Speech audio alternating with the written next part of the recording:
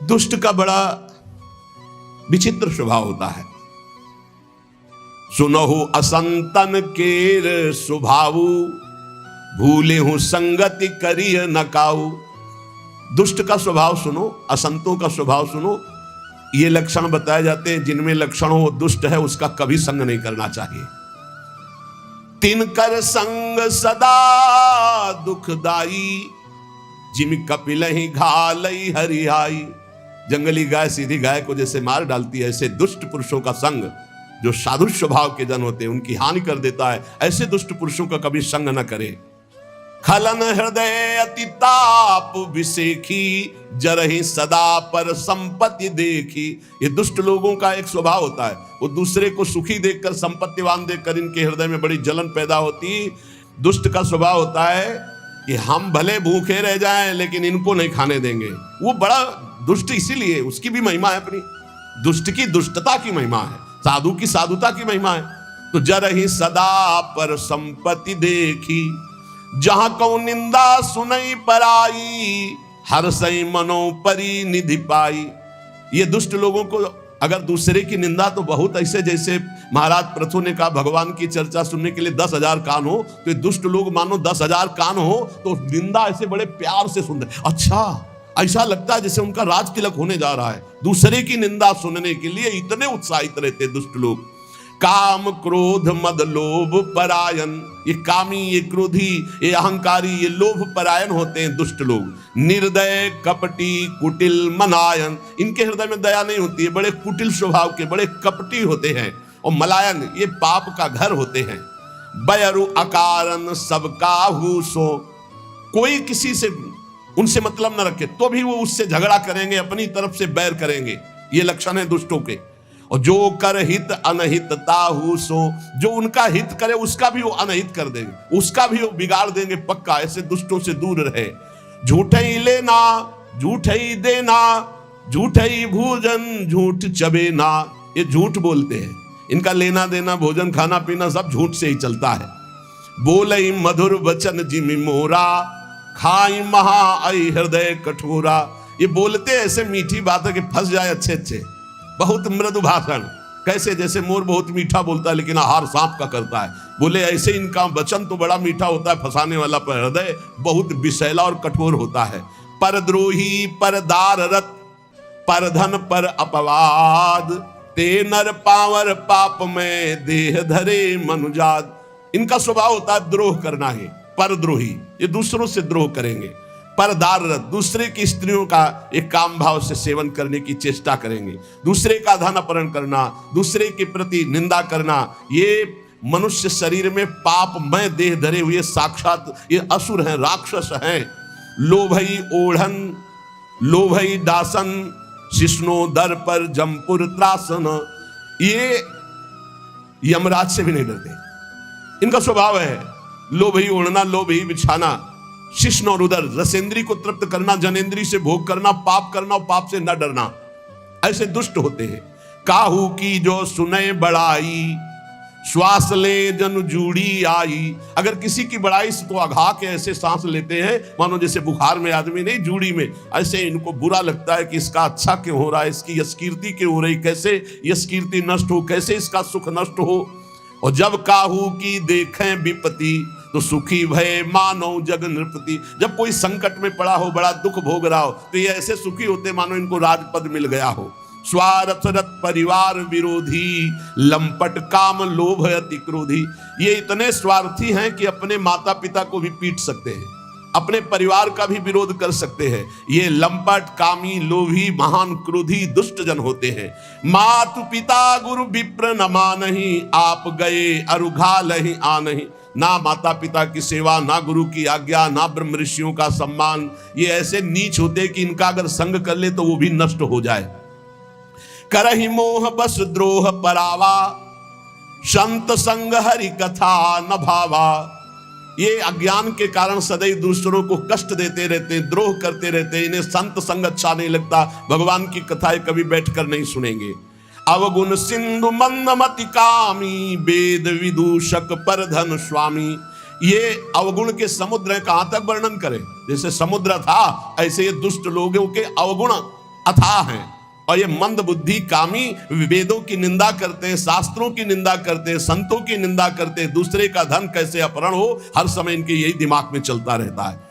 विप्रद्रोह परद्रोह विशेखा, दंभ कपट जिय धरे सुबेसा। बड़ा शांत स्वच्छ एकदम वेश धारण किए होंगे, हृदय बड़ा इनका मलिन होगा। ये संतों का, ब्रह्म ऋषियों का अपमान करना, दंभ कपट हृदय में धरकर दूसरों को लूट लेना, ऐसा मुंह बना करे कि मानो इनसे भोला कोई है नहीं। बोले ये ऐसे बोलते हैं मधुर, ऐसा व्यवहार कि ऐसा लगेगा कि पक्के दगाबाज। बोले अवगुण सिंधु मंदमति कामी, वेद विदूषक पर धन स्वामी। दूसरे के धन का पर विप्रदोह परदोह विशेखा, दंभ कपट जी धरे सुवेशा। ऐसे अधम मनुज खल, सतयुग त्रेता नाही। द्वापर कछुक ब्रंद, होई हैं कल युग माही। बोले ऐसे सतयुग और त्रेता में नहीं थे, द्वापर में ऐसे छुटपुट, कलयुग में प्रायः ऐसे ही मिलेंगे। कोई छुटपुट हो धर्म से चलने वाला तो बात अलग है, नहीं प्रायः ऐसे मिलेंगे।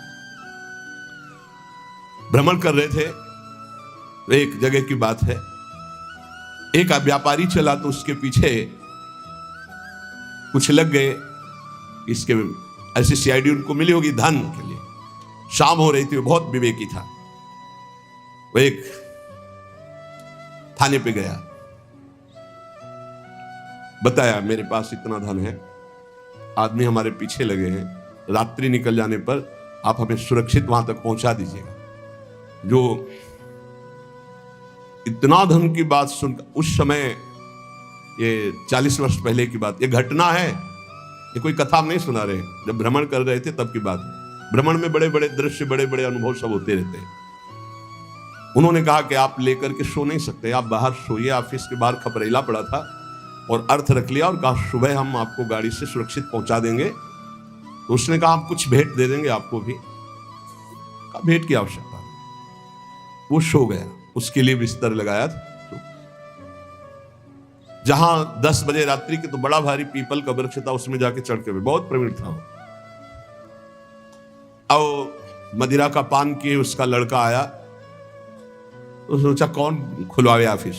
बाहर देखा तो पता नहीं आज पापा ने बाहर क्यों सैया लगाई, बस लेट गया और ऊपर चद्दर ढक करके सो गया। और रात्रि में जो विधान होना था वो विधान हुआ,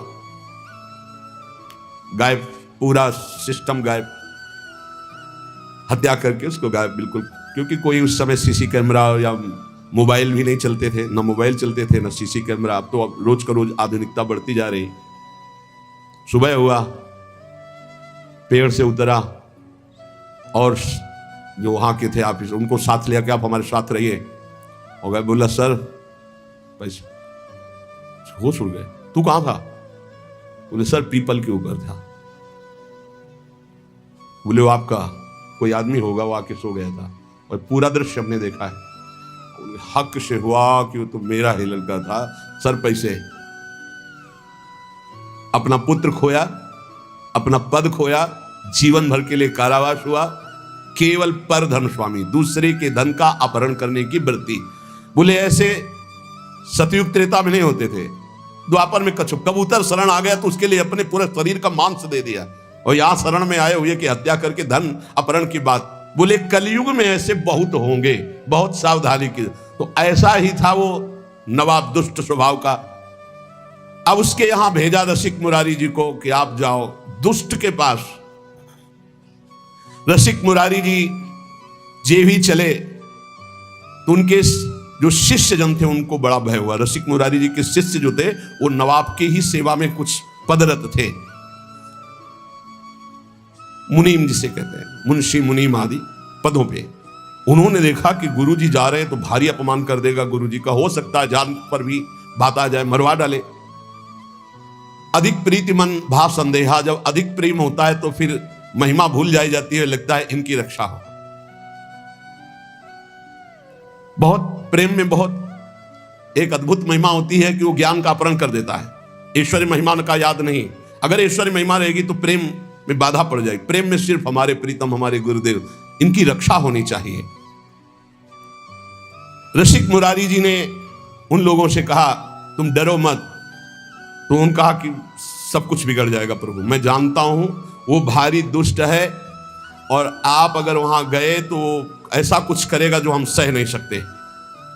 उन्होंने कहा संतों की चरण सेवा की है, गुरुदेव की सेवा में जा रहे हैं, वैसे तो अमंगल होगा नहीं, अगर हमारे प्राण भी निकल जाएं तो मंगल ही होगा, मुझे अपने गुरु की सेवा में कदम पीछे नहीं हटाना। तो उन्होंने कहा कि 2-4 दिन आप रुक जाइए, बात हम सब संभाल देंगे, 2-4 दिन आप छिप जाइए और वहां मत जाइए। रसिक मुरारी जी ने कहा कि तुम चिंता मत करो, तुम प्रेम के कारण भयभीत हो रहे हो। रसिक मुरारी जी को 3 दिन उन्होंने जबरदस्ती प्रेम से विवश करके अपने पास रखा। फिर आदेश आया कि सुना था कि रसिक मुरारी जी आ रहे, नवाब का आदेश आया अपने मुंशियों के पास। वो अभी तक हमारे पास नहीं पहुंचे, उनको यह भी पता था कि ये लोग उनके शिष्य हैं। सुनी आए गुरुवर कही ल्याओ मेरे घर देखो, करामात बात यह लय सुनाई है। कहो आनी अभू जाऊं चलो उन्मान देखें, चले सुख मानी आयो हाथी धूम छाई है। छोड़ी के कहार भाज गए ना निहार सके, आप रस सार बानी बोले जैसी गाई है। बोलो हरे कृष्ण कृष्ण छाणो गज तम तन, शनि गयो ही ये भाव देह सो नवाई है। जब नवाब ने ये सुना कि 3 दिन तक हमारे भय से इन मुनीमों ने उनकी रक्षा की है रसिक मुरारी की, तो उन्होंने बुलाया उनको और कहा तुम्हारे गुरुवर आए हैं हमसे बात करने के लिए और अभी तक पहुंचे नहीं, यहां तुमने रोक लिया 3 दिन तक, हमारे पास सब गुप्तचर के द्वारा खबर है, जाओ अपने गुरु को लिवा खिलाओ, मैं देखता हूं कितना करामाती है वो। नवाब ने जब ये बात कही तो रसिक मुरारी जी ने कहा कि तुम भयभीत मत हो, मैं भी देखता हूं कैसा दुष्ट है। आज तक तो हमने दुष्ट के दर्शन नहीं किए, साधुओं के दर्शन किए हैं, आज दुष्ट के दर्शन करने का हमें गुरुदेव के द्वारा, तो आज मैं देखूंगा कि दुष्ट किसे कहते हैं। तुम चिंता मत करो, उसमें जितनी दुष्टता भरी गुरुदेव के प्रताप से उतनी साधुता, तो देखते हैं आज साधुता विजयी होती है दुष्टता। उसको अंदाज भी नहीं है कि दुष्टता से बढ़कर के कितनी साधुता होती है। नवाब ने कि मुंशीजन जो है ये समझे कि बड़े सम्मान से बुलाया, इसलिए कहार भेजा था, पालकी भेजी थी। वो सब घबरा रहे थे कि षड्यंत्र है, ये बड़ा इतना दुष्ट, ये ऐसी कैसे श्रद्धा कर सकता है। और कहार सब उसी राजा के, पालकी राजा की तरफ से। रसिक मुरारी जी गुरुदेव के चरणों का ध्यान करके बैठ गए पालकी में। वो पहले से तैयारी की गई थी, हाथी को मदिरा पिलाकर मत वाले हाथी को बार बार वेद कर गुस्सा कर दिया गया था। कहार वहीं पालकी सामने ले गए जहां मत वाला हाथी आ रहा था, दहाड़ता हुआ, चिघाड़ता हुआ, पालकी छोड़ी और भाग गए। हाथी के सामने कोई टिकना, पर आप बिल्कुल विचलित नहीं हुए, बड़ी चेहरे पर शांति है, कोई भय नहीं, मुस्कुराहट है। हाथी मत वाला चिघाड़ता हुआ आ रहा है, महावत बार बार अंकुश कर रहा है।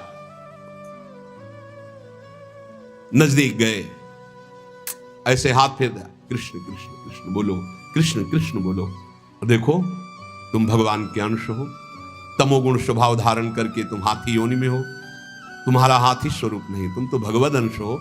ये क्रोध करना तुम्हें उचित नहीं है, ये तामसिक स्वभाव छोड़ो और कृष्ण बोलो, कृष्ण बोलो, कृष्ण बोलो।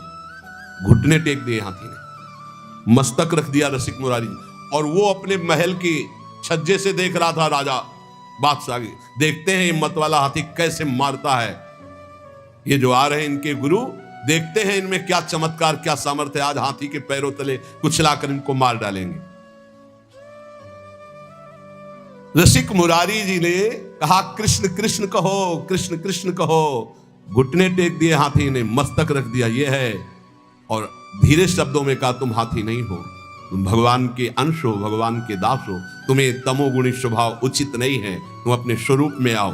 हाथी को उपदेश दिया तो हाथी घुटले टेक दिया, और केवल घुटले ही नहीं, बहे द्रग नीर देख होए गयो अधीर, आप कृपा करी धीर कियो दियो भक्ति भाव है। कान में सुनायो नाम, नाम दे गोपाल दास, माला पहिराई गरे प्रगट्यो प्रभाव है। दुष्ट सिर मोर भूप लखी हुई ठोर आयो, पाए लपटायो भयो हिये अति चाव है, निपट अधीन गांव केतिक नवीन दिए, लिए कर जोरी मेरो फल्यो भाग दाव है। रसिक मुरारी जी के चरणों में सर रख दिया उस मत वाले हाथी ने और अश्रु प्रवाह करने लगा। अत्यंत प्रेम से ऐसे दुलार कर रहे रसिक मुरारी और चरणों में ऐसे मस्तक रखे अश्रु प्रवाह कर रहा है। तब आपने भक्ति का उसके हृदय में दान किया और संतों के पास तुलसी की माला रहती है, तत्काल बड़ी माला जो 108 गले में से बांध दी, मानो शिष्य बना दिया। कान में भगवान नाम दिया, गले में माला बांध दी और कहा सुनो तुम्हारा नाम गोपाल दास है आज से। मतवाले हाथी को चेला बना लिया।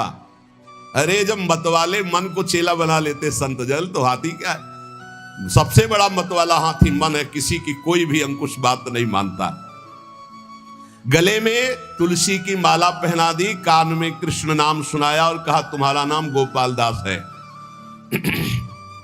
और वो ये सारा का सारा दृश्य राजा देख रहा था। उसे देख करके अब रहा नहीं गया कि ये कोई चमत्कारिक महात्मा है और कोई जादू तमाशा चमत्कार नहीं था, तो भगवान नाम का बल है। नवाब अब रहा नहीं गया, दौड़ता हुआ आया और श्री चरणों में गिर पड़ा, लिपट गया और कहा मुझे क्षमा कीजिए, मैं संतों का प्रभाव नहीं जानता था, मुझे क्षमा कीजिए। ये संतों के प्रभाव से दुष्टों का भी परिवर्तन हो जाता है। जितनी जमीन जब्त की थी वो तो वापस कर ही रहा हूं, कई गांव की और जो जमीनें हैं राजकीय विभाग के द्वारा अपहरण की वो भी मैं दे रहा हूं। वो जमीन दी और कई गांव की और जमीन दी और हाथ जोड़कर बोला कि मेरे बड़े भाग्य उदय हुए, मेरा पुण्य का पासा पड़ गया क्योंकि आप जैसे महान संत के दर्शन हुए। गयो चरणों में लिपट करके रो करके भाव से, ये देखो परिवर्तन है। संत दरस जिम पातक टरे, सिद्ध संत भगवत मार्ग के शुद्ध भक्ति से युक्त हृदय वाले तो दर्शन मात्र से दुष्ट नवाब की बुद्धि बदल गई। यही संत का चमत्कार होता है। लौंग इलायची निकाल देना, नारियल का फल निकाल देना, ये तो जादूगर बहुत अच्छी तरह से कर देते हैं। ऐसे भी जादू देखे, अपने हाथ से गला उतार के ऐसे रखे हो, गला मुस्कुरा रहा है और वैसे खड़े, अरे भैया कितना बड़ा जादू है। ऐसे ऐसे रुमाल करते, कबूतर उड़ गया, ऐसे करिए तो पहले गुलाब का फूल, फिर आग जलने लगी। तो न जाने कितने ऐसे जादू तो जादूगर दिखा देते। संत का जादू क्या है? मलिन मन में भगवान की भक्ति जग जाना, मलिन आचरण करने वाले का परिवर्तन होकर श्री भगवान के नाम रूप लीला धाम में ये संत का चमत्कार जो कहीं नहीं हो सकता, कोई नहीं कर सकता। ये सबसे बड़ा चमत्कार संतों का होता है कि वो मलिन मन को निर्मल बनाकर भगवान में लगा देते। संत दरस जिमि पातक टरहि, संत संग हुआ तो संत संग अपवर्ग कर, कामी भव कर पंथ। संत का संग मोक्ष प्रदान करने वाला। देखो दुष्ट राजा का परिवर्तन हो गया। अब भयो गजराज भक्त राज साधु सेवा साज, संतन समाज देखी करत प्रणाम है। आनी डारे गोनी बन जारन की बारन सो, आए ही पुकारन वे जहां गुरु धाम है। आवत महोत्सव मध्य पावत प्रसाद सीत, बोले आप हाथी सोयो निंद वह काम है। छोड़ी दही रीति तब भक्तन सो प्रीति बढ़ी, संग ही समूह फिरे फैल गयो नाम है। रसिक मुरारी जी ने कृपा करके गजराज का नाम गोपाल दास रखा, भक्त गोपाल दास। अब वो गजराज पीछे पीछे जैसे गाय के पीछे बछड़ा चलता है, ऐसे रसिक मुरारी के पीछे पीछे चल पड़ा। अब तो बड़ा आनंद, संत सेवा होती, प्रसाद जूठन मिलती गजराज गोपाल दास जी को, बड़ा भाव। संत समाज जो ही संतों को देखते थे ही आगे के पैर तोड़कर घुटने के बल होकर प्रणाम करते हैं। वैष्णव है, चेला है रसिक मुरारी जी के, गोपाल दास नाम। जहां किसी संत को देखते बस घुटने टेक देते और माथा रख देते। अब वो बंजारों के यहां बोरे के बोरे चावल दाल लाद कर संतों की जमात में जो लाने होते, तो चलो गोपाल दास सेवा है, संत सेवा। तो बस जितना भी जो कुछ है वो सब लाद करके गोपाल दास के संत सेवा की सामग्री। कैसा जीवन बदल गया। संतों की जूठन पाते हैं और संतों की सेवा में एक बार सभी बंजारे मिलकर गोपाल दास जी के गुरुदेव श्री रसिक मुरारी के स्थान पर आकर कहा, ये गोपाल दास जी हमारा माल छान जाते हैं, अब लाना एक बोरा है तो एक बोरा वहीं साफ कर दिया, उठाया और सब पा गए और एक बोरा लाद करके ले आए, तो बोले घाटा तो हमारा हो ही जाता है। गोपाल दास जी का नियम था कि कभी स्थान में कोई विशेष महोत्सव, भोज भंडारा हो, संतों की पंक्ति हो, तो जब सब संत भोजन पा के उठ जाते थे तब आप वहां जाते हो, चाटते थे संतों का शीत प्रसाद। कितना सौभाग्य हो, भाग्य। रसिक मुरारी जी ने कहा कि देखो तुम वैष्णव हो गए हो, सब तुम्हारे आचरण ठीक है, लेकिन एक आचरण गलत है। तुम जो वहां लेने जाते हो उतने लिया करो, तुम ज्यादा दूसरा बोरा का अन्न क्यों खा जाते हो? और एक तो अमनिया है, वैष्णव को अमनिया नहीं खाना चाहिए। तुमको आज से अमनिया नहीं खाना और ऐसे नहीं लेना, जब तक मिले ना प्रसाद तब तक नहीं पाना। गोपाल दास जी ने उसकी समझ में आ गया। श्री रसिक मुरारी जी ने कहा, बेटा जबरदस्ती कुछ भी खाना है पाप है, वैष्णव का ऐसा नहीं संस्कार होता है कि किसी के खेत में गए हो, किसी की दुकान से सामान, ऐसा नहीं। गोपाल दास जी ने घुटने टेक करके ऐसे गलती मानी कि मानो क्षमा कीजिए गुरुदेव, आगे से कभी ऐसी गलती नहीं होगी। अब तो संत सेवा में और भगवत उच्छिष्टामृत में बड़ी रति हो गई गोपाल दास जी की, जो हाथी गजराज थे। सब संत इनको खूब दुलार करते। चलो गोपाल दास आज वहां चलते हैं।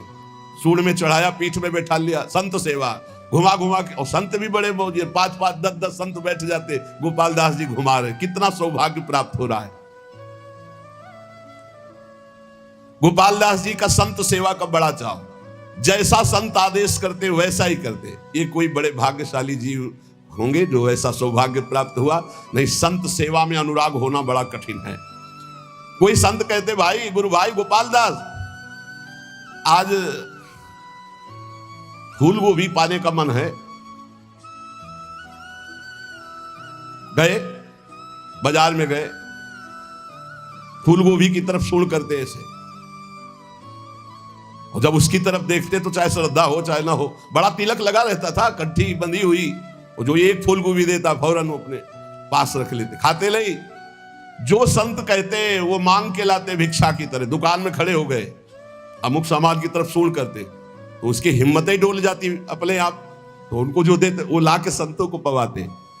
यदि कोई जरा सा आनाकानी करता तो जो ही हुंकार मार के सूंड ऐसे करते तो हाथ जोड़ के खड़ा हो जाता, सामान ला के संतों को पवा। हाँ, संतों के मुख में जाना है। जैसे हरिपाल जी का चरित्र आता था, भाला लेके खड़े होते थे, जिसको धनी को देखते भाला ऐसे केवल दिखाते थे और सब लेकर के संत सेवा में लगाते थे, संतों को पवाते। आप पिस्तौल दिखाकर मत संत सेवा कर लो। उनकी निष्ठा, उनका उस समय भाव बहुत जोर का था। सूंड फुनकार करके फटकार दे देते, डर जाता। कभी गोपाल दास जी से जैसे संत कहते कि हमारा चला फट गया है, लंगूटी कमजोर हो गई, जाते कपड़े की दुकान में सूंड रखते मार्किन में, वो बेचारा कितना दें अब हम, कितना आपको दे, सूंड से ऐसे कह के पूरा बंडल उठाते पीठ में रख करके चले। रसिक मुरारी जी हिसाब पहुंचाते थे और गोपाल दास जी माल लाते थे। हर संत की सेवा, सर्दी का समय है, गोपाल दास जी अपने आप चले गए किसी कंबल की दुकान में, बंडल का बंडल उठाया, पीठ में रखा, संतों के पास ले आते। जब रसिक मुरारी जी को पता चलता तो भेंट पहुंचा देते थे। ऐसे कोई संत जो कहता हो खूब प्रसन्नता से गोपाल दास जी कहते, तो संत भी खूब प्रसाद परोसवाते और थोड़ा पाके सब गोपाल दास जी को पवाते। ऐसे दुलार होने लगा। देखो कितना सौभाग्य संतों का उच्छिष्ट मिलता। संत सत 5-7 संग जित जात तित लोग उठी थावे ल्यावे सीधे बहु भीर है। चहु दिस परी हुई सुबह सुनि चाह भई हाथ पे न आवत सो आने को धीर है।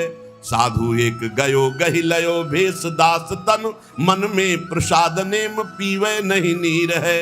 बीते दिन 3-4 जल लय पीवावे धार गंगा जू निहारी मदि तजो यो शरीर है। गोपाल दास जी के साथ बहुत से संतों की जमात थी, जिधर जाते उधर लोग दौड़ उठते। पहला चमत्कार यह कि हाथी चेला है रसिक मुरारी जी का, संत सेवा में रहता है। बहुत लोग सीधा सामान सब देते हो, अपने पीठ पर लाद लेते, दर्शन की भीड़ लग जाती लोगों की। चारों दिशाओं में आश्चर्यजनक चर्चा चली कि गोपाल दास जी एक वैष्णव है और संत सेवा में रहते। गजराज बंगाल का सूबेदार, उसको जब पता चला ऐसा चमत्कारिक आज्ञाकारी हाथी है तो उन्होंने पकड़वाने के लिए आदमी नियुक्त किए, पर जो नजदीक आता तो अपने स्वरूप में आकर के दंड दे देते, सूंड में फंसा के दूर पटक देते। जान से तो नहीं मारते पर किसी काम का भी नहीं रखते। गोपाल दास जी, हाँ तो जिन मोहि मारा तिन मैं मारे, ये सिद्धांत है। हनुमान जी से पूछा क्यों मारा तुमने? बोले प्रभु सबको देह प्राण प्रिय है, जिन मोहि मारा तिन मैं मारे, जिन्होंने मुझे मारा मैंने उनको मार दिया। इसमें हमारा कोई दोस्त थोड़ी है, सब कोई अपने प्राण रक्षा के लिए ऐसा करता है। वो कौन डिफेंस क्या कहते हैं? हाँ, उसमें कोई दोस्त थोड़ी है। फिर अंग्रेजी वाला शब्द सेल्फ डिफेंस, हाँ तो सेल्फ डिफेंस में गोपाल दास जी जितने आते उनको। अब जो सैनिक आए थे वो वापस चले गए लद लुद के, बोले महाराज वो हाथी पकड़ में आने वाला नहीं है, भागवतिक शक्ति से संपन्न है। बहुत स्वर्ण मुद्रा पुरस्कार में रखी गई कि ऐसा हाथी बंदी बनाकर हमारे पास लाया जाए। तब उनमें से एक के दिमाग में आया कि साधुओं को नहीं मारता है, आसपास टहलते रहते। तो एक दुष्ट साधु वेश में वो केवल साधु वेश बनाया गोपाल दास जी को पकड़ने के लिए। दुष्ट था, छलिया, कपटी, पाखंडी। वो वेश साधु का बनाकर गोपाल दास जी के सामने आया। गोपाल दास जी ने घुटने टेक दिए। ये वेशधारी के सामने ये देखो कितना बड़ा प्रभाव। अब उसने गोपाल दास जी जब घुटने टेक दिए तत्काल उसने बंदी बनवा लिया आदमी उनके थप, और गोपाल दास जी को ले गया। वहां जब ले गया तो जल और भोजन आदि अर्पित किया। एकदम नहीं खाया, क्योंकि संतों का जूठन, भगवान का प्रसाद पाने का गुरुजी ने नियम दिया है। कई दिन हो गए, न अन्न लिया न जल लिया, क्योंकि प्रसाद ही नहीं है वहां। सूबेदार के कहने पर बिल्कुल ना अन्न न जल, कुछ भी जब नहीं खाया तो सलाह ली कि क्या है? तो उनका शायद ये भगत है, इसको गंगा जी में ले जाया जाए तो शायद गंगा जल पान कर ले, नहीं तो ऐसे तो प्राण निकल जाएंगे। काफी दिन हो गए कुछ खाया पिया नहीं। तो जे भी गंगा जी ले गए तो गंगा की जलधारा में खड़े हुए गुरुदेव का ध्यान किया, अपने शरीर को छोड़ दिया। ये गंगा जी में जाकर देखो क्या सदगति हुई। एक कहां तमोगुणी हाथी शरीर, और कहां इतनी बड़ी निष्ठा कि गुरुदेव ने कहा कि बिना भोग लगाए अमनिया नहीं पाते। तुम बंजारे के यहां से अमनिया नहीं, ऐसे नहीं पाया। उस दिन से छोड़ दिया था, जल और प्रसाद ही पाते जो भगवद अर्पित, अन्यथा नहीं। अब वहां कहां भगवद अर्पित वैष्णव का मिले। इसलिए जब उनको विचार करवाया गया कि वैष्णव शायद ऐसे ना पिए तो गंगा जल तो पी लेगा, भगवान का चरणामृत है गंगा जल। तो गंगा जी में ले गए तो वहीं खड़े होकर गुरुजी का ध्यान किया और जोर से पुकारा कृष्ण, और अपने शरीर का त्याग कर दिया। अर्थात भगवत प्राप्त महात्मा की जो सदगति, वही सदगति गोपाल दास जी की हुई। रसिक मुरारी जी के बहुत से ऐसे पावन चरित्र हैं जिन्होंने भक्ति के प्रभाव से अद्भुत दुष्टों की बुद्धि बदली, अद्भुत अद्भुत चमत्कार प्रकट किए।